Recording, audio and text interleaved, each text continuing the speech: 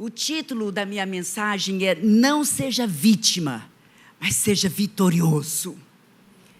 Então, muitas vezes, nós deixamos com que as circunstâncias de coisas que acontecem nas nossas vidas inibir da gente continuar com o chamado que Deus tem na nossa vida. Às vezes a gente nem é consciente disso.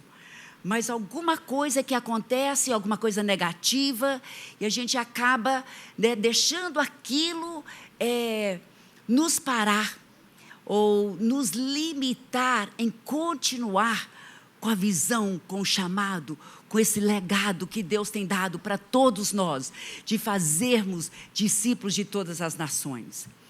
E nós sabemos que, muitas vezes, os tempos difíceis que passamos podem ou nos aproximar de Deus ou nos afastar de Deus, né?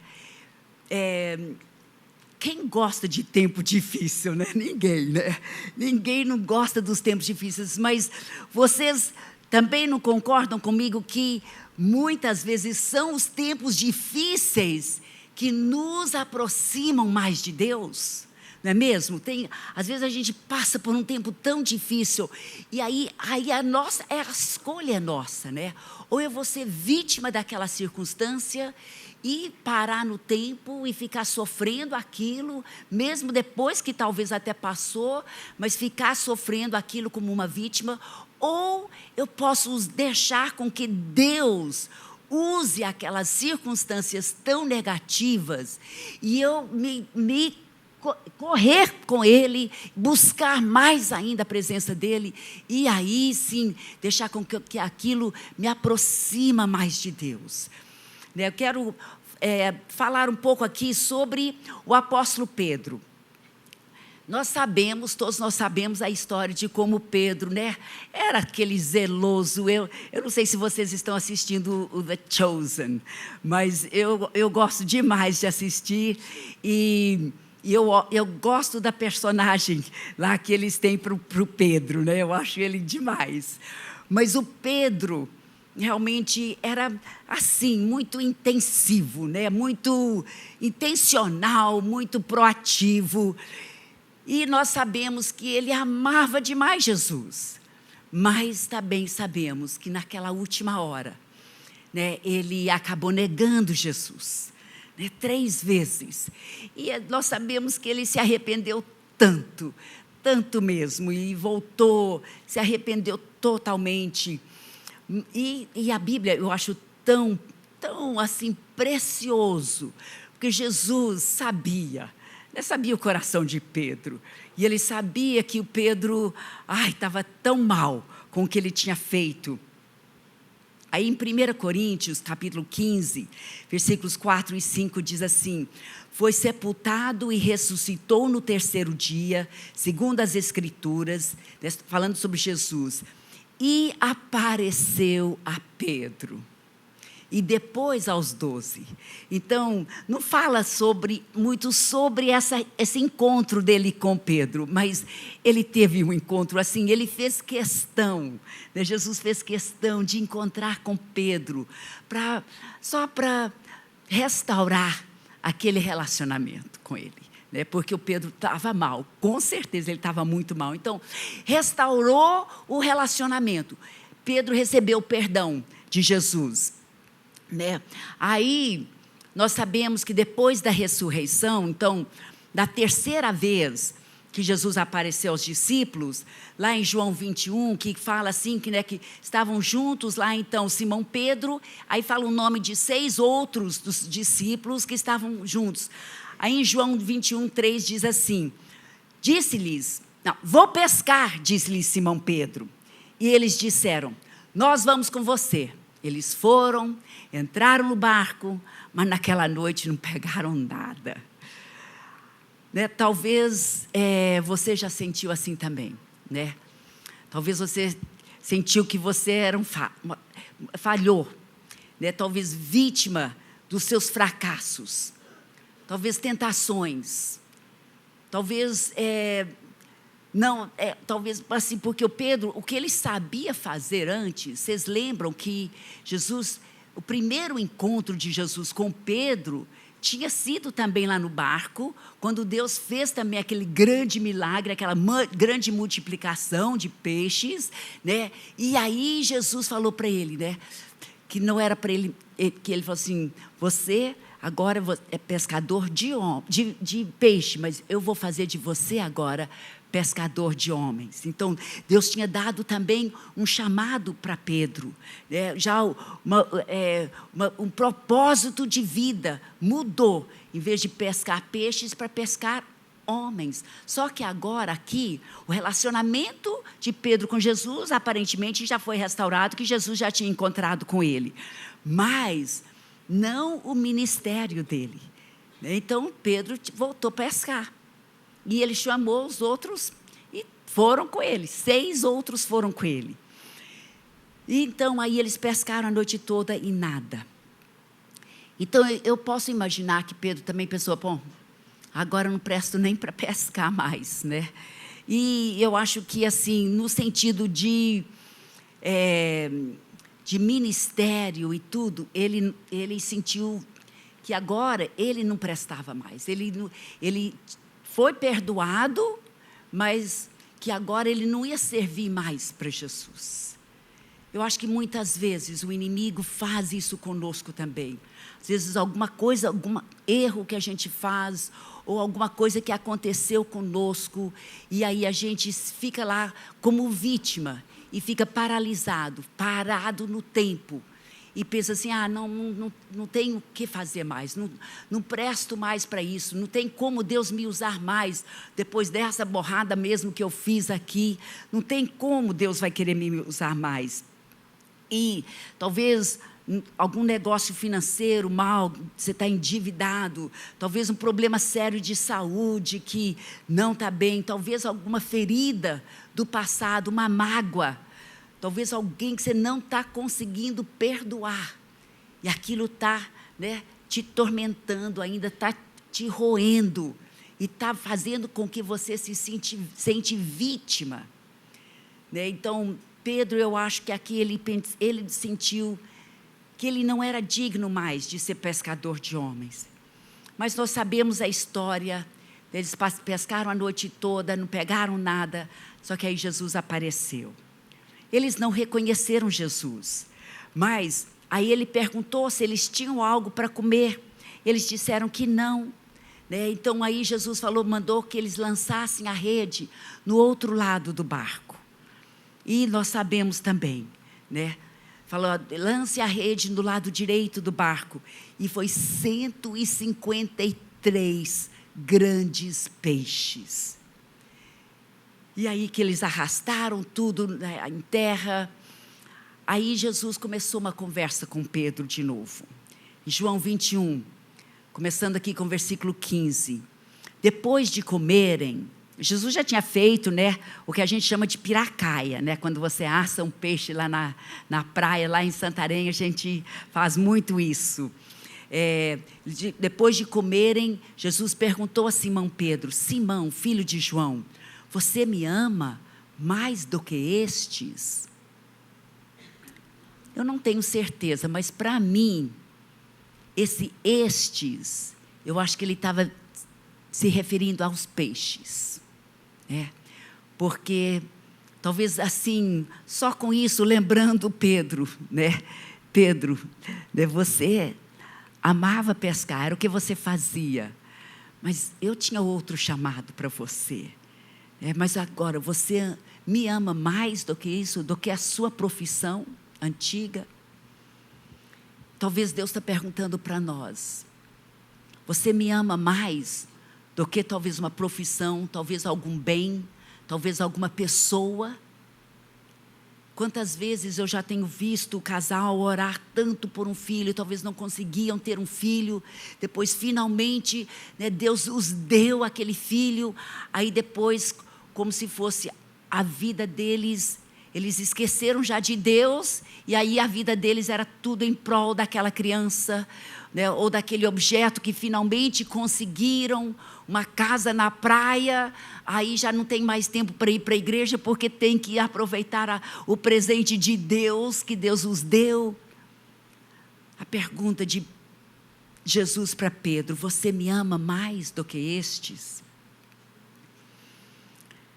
Aí disse ele: sim, Senhor, tu sabes que te amo. Aí disse Jesus: cuide dos meus cordeiros. Novamente Jesus disse: Simão, filho de João, você me ama? Ele respondeu: sim, Senhor, tu sabes que te amo. Disse Jesus: pastorei as minhas ovelhas. Pela terceira vez ele lhe disse: Simão, filho de João, você me ama?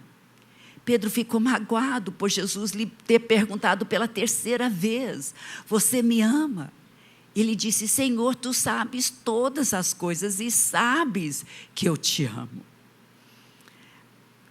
Eu penso que a razão que Jesus perguntou 3 vezes para Pedro foi porque Pedro tinha negado Jesus 3 vezes. E eu acho que é como se fosse assim: eu estou retirando aquelas palavras que eu falei, estou agora substituindo-as com a verdade, né? Porque ele tinha falado que negando Jesus, agora não, cada uma delas 3 vezes: Senhor, eu te amo, eu te amo, eu te amo. 3 vezes. Cuide das minhas ovelhas. Esse é o chamado, né? Jesus estava restaurando o chamado de Pedro aqui. E eu penso que aí o Pedro talvez estava se sentindo vítima, né? Mas agora, com isso tudo, ele aqui, então, se tornou agora vitorioso. Nós sabemos que Pedro, depois que recebeu o batismo do Espírito Santo, gente, olha, né, sai da frente, porque o Pedro foi aquele que, né, tudo, impressionante a vida de Pedro, né? Um que talvez a gente pensava assim, um improvável, aquele que negou Jesus.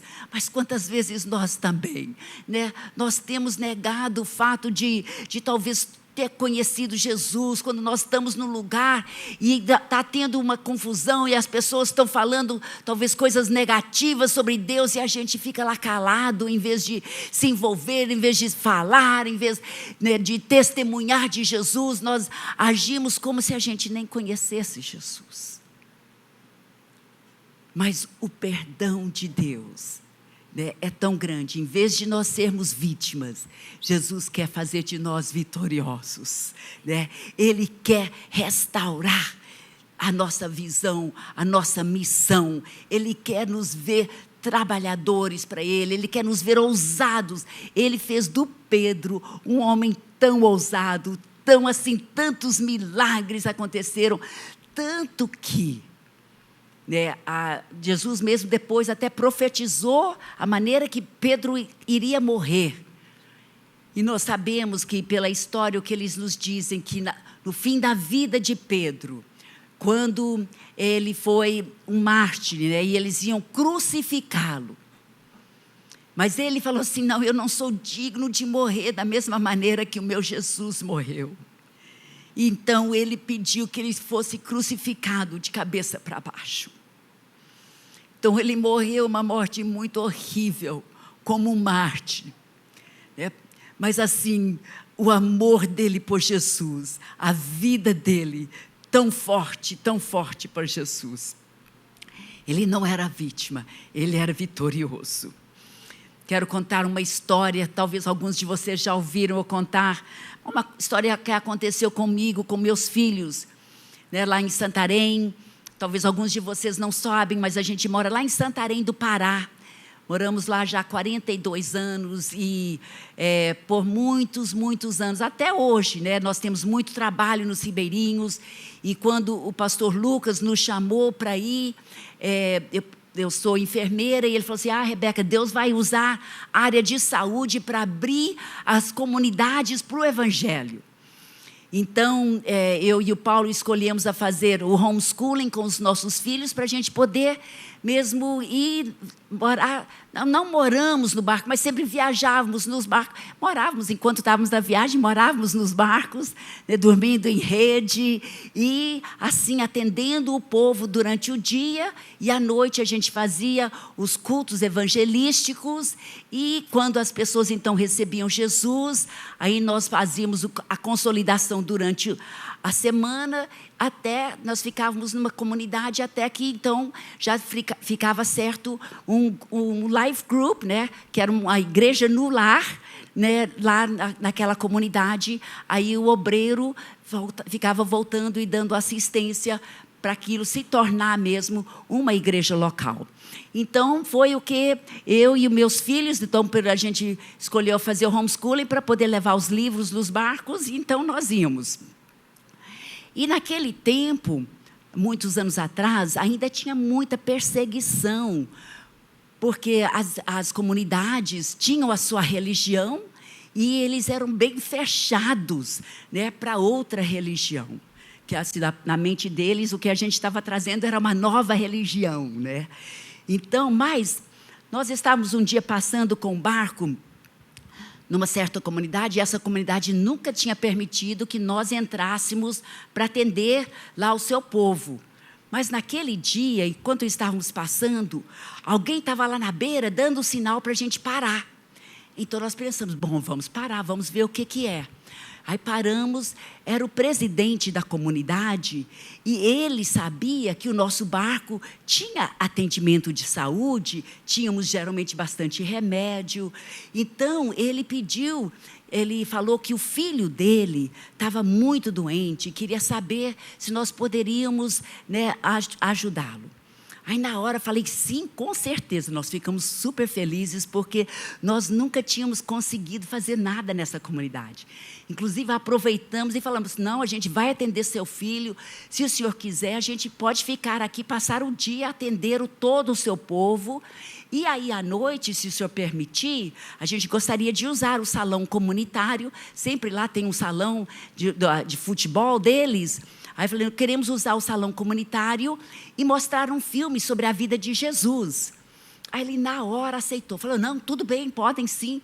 Ele aceitou porque ele queria muito que a gente atendesse logo o filho dele, né? Então eu fui direto lá na casa dele, atendi o filho dele, aí fomos atender, tinha um dentista canadense que estava conosco também, montamos um consultório debaixo de uma árvore, e lá ele foi atendendo as pessoas, e eu também atendendo na área de saúde. Então, passamos o dia atendendo. Quando chegou de tardezinha, aí os rapazes lá do barco pegaram o nosso equipamento, a gente tem o gerador, tem o projetor e tudo para mostrar o filme. Aí levaram tudo lá no salão comunitário e começaram a montar as coisas. Eu acho que eu vou precisar de uma água. Então, elas perguntaram, eu falei, não, acho que não preciso não, mas agora eu estou vendo que eu acho que eu vou precisar. Então, aí o que aconteceu é que, enquanto eles estavam montando tudo, o irmão do presidente, que estava bem embriagado, ele chegou lá e falou, obrigada, querido. O irmão do presidente estava bem embriagado. Ele chegou lá começando a derrubar o equipamento e falou assim, não, vocês não podem fazer nada aqui não, se vocês fizerem qualquer coisa aqui a gente vai matar vocês. E ele começando a derrubar as coisas, e os rapazes pegaram todo o nosso equipamento, montou, devolveu tudo, pegou e levou tudo de volta para o barco. Aí quando a gente chegou lá, eu estava no barco, ele falou assim, uai, eu falei, o que está acontecendo? Aí eles nos contaram. Mas aí eu falei, não, mas o presidente que falou que a gente poderia mostrar. Agora, a gente poderia ter pensado assim, essas pessoas, quando elas estão sãs, elas não têm coragem de nos matar. Mas quando elas estão embriagadas, elas ameaçam e agem mesmo. É por isso que elas se embriagam, para poder criar coragem. Então, a gente sabe que lá é assim, não tem polícia, não tem, né? É no meio da mata amazônica. Então, aí naquela hora eu pensei, Senhor, né? O que nós vamos fazer? Aí Deus me deu a graça de falar assim, não, essa comunidade, ela merece a chance de ouvir falar de Jesus. Aí eu falei, o presidente falou que nós poderíamos, vamos atrás do presidente. Aí então eu estava com o pastor Leôncio, que era o capitão do nosso barco, aí eu falei, vamos lá. E nós fomos lá com o presidente. Aí ele assim ficou com muita vergonha, mas ele falou assim, o que acontece é que eu sou realmente o presidente, mas aqui na comunidade é uma equipe de liderança e eu assim falei que vocês podiam usar o salão comunitário, mas eu não consultei com os outros e os outros realmente não querem que vocês usem. Aí a gente ficou meio assim insistindo, né? Não, porque nós queríamos muito dar o evangelho nessa comunidade. Aí ele falou assim, mas vamos fazer o seguinte, vocês podem mostrar o filme aqui na frente da minha casa. Agora lá, quem conhece os ribeirinhos, não tem cerca de uma casa para outra, não. É uma casa após a outra, assim, na beira do rio. Então, a gente estaria bem no público mesmo. Mas eu falei, então, tudo bem. Aí, eu lembro que voltei lá para o barco e sempre, né, eu levava meus filhos comigo para assistir os filmes, sempre. Aí, dessa vez, eu pensei, ai, Senhor, eu estou pronta para morrer, mas eu não quero que meus filhos morram. Aí, eu lembro que eu reuni meus filhos e falei assim, olha, contei para eles o que estava acontecendo. Falei assim, eu não sei o que vai acontecer lá em cima, mas hoje eu não quero que vocês vão assistir o filme, eu quero que vocês fiquem aqui no barco. Aí eu falei assim, se a mamãe não voltar viva, vocês vivem para Jesus e diga para o papai que eu o amo, que o Paulo não estava na viagem conosco. Aí eu orei com meus filhos, dei um beijo neles e saí de lá. Eu sabia que eu tinha feito a decisão certa, que nós precisávamos pregar o evangelho para essa comunidade. Era a primeira vez que eles estavam ouvindo o evangelho. Aí então nós fomos e enquanto nós começamos o filme, eu fiquei lá orando e vigiando, né? Orando e vigiando o tempo todo, mas graças a Deus, né? Mostramos o filme, fizemos o apelo. Várias pessoas receberam Jesus e hoje nós temos uma igreja forte naquela comunidade. Glória a Deus, glória a Deus. Em vez de vítima, nós somos vitoriosos. É uma escolha que nós temos que fazer. Mas nós podemos, com a ajuda de Deus, com o poder de Deus. Jesus teve algumas palavras difíceis. Olha só que em Lucas 9, 23, Jesus dizia a todos, se alguém quiser acompanhar-me, negue-se a si mesmo, tome diariamente a sua cruz e siga-me. Também lá em João, a gente fala sobre quando ele estava lá em Cafarnaum, e ele estava falando umas palavras bem difíceis, até se colocando como filho de Deus, né? Aí as pessoas começaram a se revoltar. Olha só que João 6,60 diz, ao ouvirem isso, muitos dos seus discípulos disseram, dura é essa palavra, quem pode suportá-la? Aí em João 6,66, daquela hora em diante, muitos dos seus discípulos voltaram atrás e deixaram de segui-lo.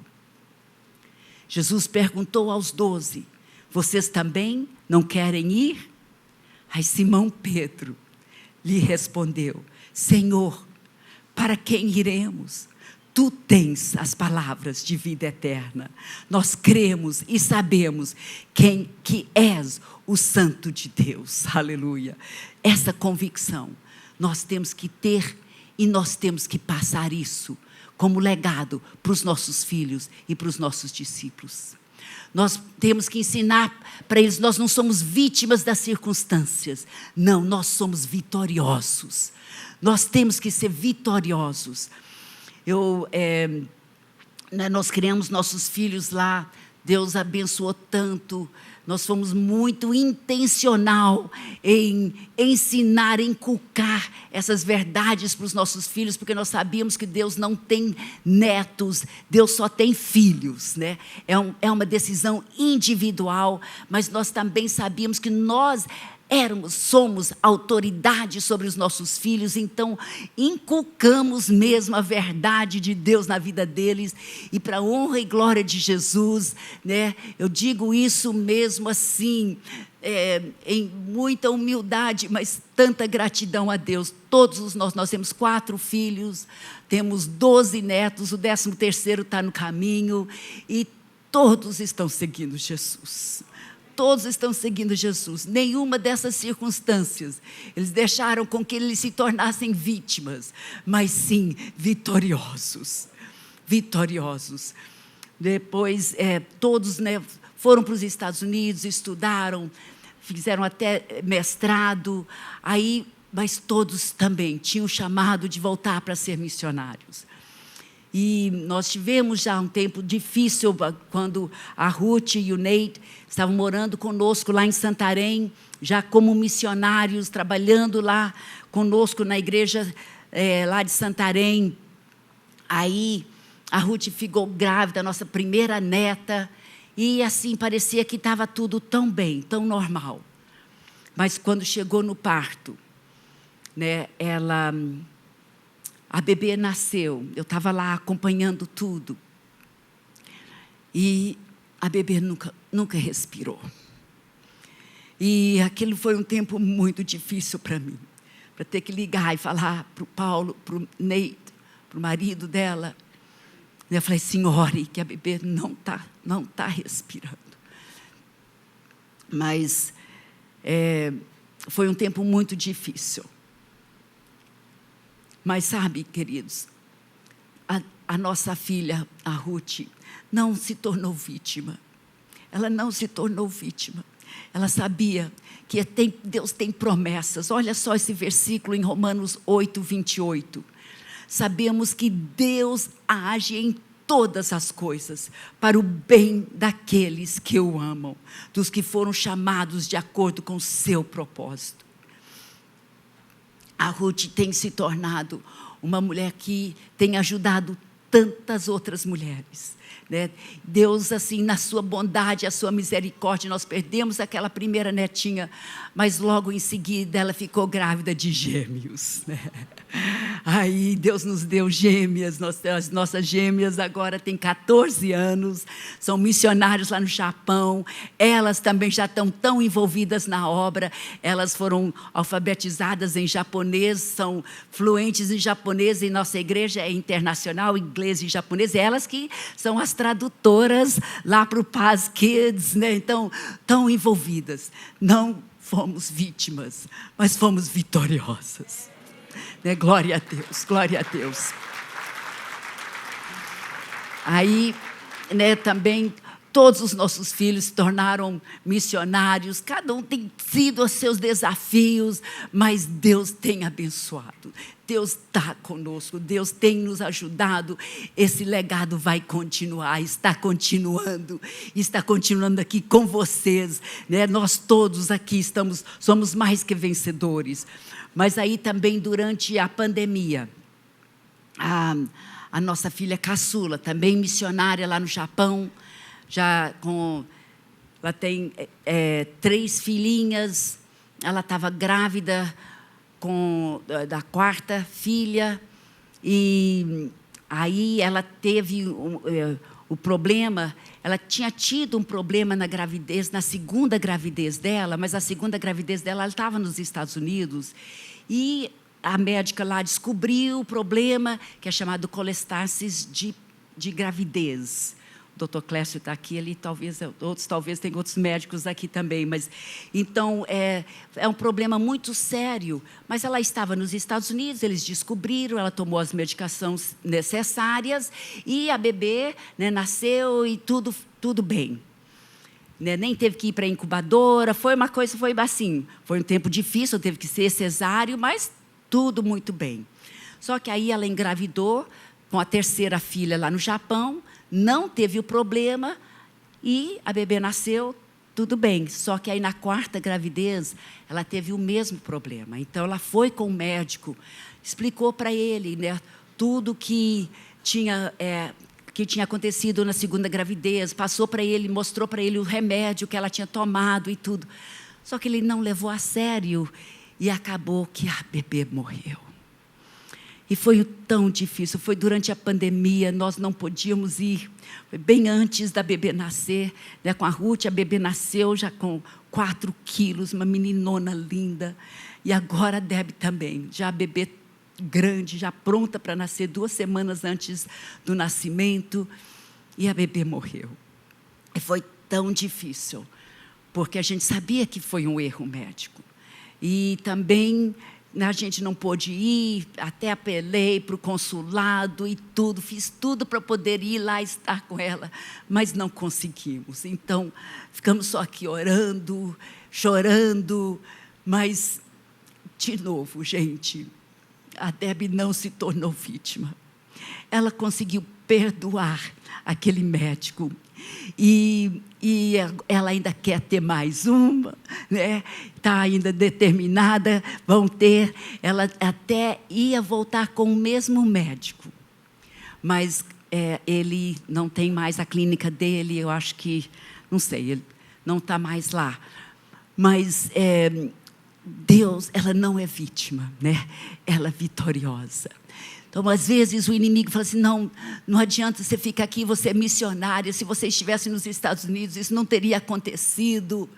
Mas sabe o quê? Ela falou assim, mas eu tenho um chamado, eu sei que Deus nos chamou para sermos missionários aqui no Japão. E eles não desistiram. O legado continua. Porque ela não ficou vítima, ela se tornou vitoriosa. E assim em diante, né? Uma história após a outra, mas eu quero terminar agora contando a história do pastor Peter e a Deanna. Eles nos contaram hoje uma história que eles estavam, os pais estavam fazendo um estudo bíblico numa outra parte da cidade, um pouco longe da sua casa. As suas filhas tinham convidado algumas colegas para ir passar a noite com elas. E então, já à noite, mas entrou 10 homens para roubar a casa. E eles amarraram as crianças todas no chão, só que uma filha de 15 anos estava tomando banho lá no banheiro do quarto dos pais dela. E esses homens pegaram essa menina de 15 anos e 7 deles estupraram essa menina, um após o outro. Quando finalmente os pais souberam, eu sei que chegaram lá, conseguiram levar as crianças todas para um outro dormitório de uma escola boa, não muito longe. E os pais, né, aquela coisa assim, primeiro pensamento que veio para eles, será que vale a pena a gente servir Jesus? Será que Deus não podia ter protegido a nossa filha enquanto a gente estava fazendo a obra dele? Mas ela nos contou, a Deona falou assim, que na hora, mesmo que aquele pensamento vinha de um ouvido, já no outro ouvido ela sabia, não, eu amo Jesus, Ele é a minha vida, meu Deus é um Deus bom, Ele nos ama. E ela falou que ela passou aquela noite abraçada com a filha dela, dormindo com ela abraçada. Choraram muito, mas né, já naquela noite mesmo, naquela mesma noite, ela e o marido dela escolheram a não ser vítimas, mas a perdoarem aquelas pessoas. No próximo dia, eles encontraram com os outros, né? E todos, e eles todos, a filha deles falou para eles. Ela falou para eles assim, no próximo dia ela disse assim, eu sei que Deus me ama. Eu sei que Deus me ama. e que Ele vai fazer algo bom disso tudo. E essa menina de 15 anos teve a graça de Deus de não se tornar vítima, mas de se tornar vitoriosa. Ela conseguiu liberar o perdão e ela foi curada. Tanto que ela teve muito tempo, por um tempo ela tinha um trauma, eles moram lá nas Filipinas, e ela tinha um trauma de homens filipinos, mas Deus foi curando. Os pais dela ministrando a palavra, o amor de Deus, e que todas as coisas cooperam para o bem daqueles que amam a Deus. E eles ficaram ministrando na vida dela, até que ela também foi completamente curada. Ela agora é casada com um filipino. Eles têm 6 filhos e tem uma família linda, servindo o Senhor. Ela é blogueira e ela tem, no blog, eu estava até assistindo, hoje ela estava me mostrando o blog delas, né? E ela falando de Jesus e dando treinamento prático para os pais sobre criação de filhos. E ela ama Jesus e serve a Jesus de todo o coração, a família inteira servindo a Jesus. Eles não são vítimas, eles são vitoriosos. Aleluia, aleluia, aleluia. A filha deles é uma das maiores conselheiras agora para as pessoas que são vítimas de abuso sexual, né? O que o inimigo planejou para o mal, mas Deus mudou para o bem. Eu quero terminar mostrando um pequeno clipe, um filme. É sobre o nosso tempo. É sobre agora, a gente não deixando, né? Não vivendo como vítimas, mas sim aproveitando o nosso tempo. Vamos aproveitar o nosso tempo. É hoje que nós temos que acertar as coisas. É hoje que nós temos que deixar de ser vítimas. É hoje que nós temos que ir restaurar um relacionamento com o filho, com o pai. É hoje que nós temos que agir. O tempo está passando. O inimigo quer te manter preso como vítima, mas você não aceita isso. Você é mais que vencedor. A Bíblia diz isso e nós sabemos que Deus é bom, Deus nos ama, e as coisas negativas que aconteceram na nossa vida, Ele pode pegar até aquelas coisas negativas. Não foi Ele que fez isso, não foi Deus, não, é o inimigo que faz as coisas negativas, mas Deus, na sua misericórdia, no seu amor, Ele pega até aquelas coisas negativas e Ele transforma tudo para que o nome dEle é honrado e glorificado, para que nós somos totalmente restaurados, para que nós somos vitoriosos e fortes, ousados, falando, cumprindo com o nosso chamado, cumprindo com esse grande legado de fazer discípulos de todas as nações.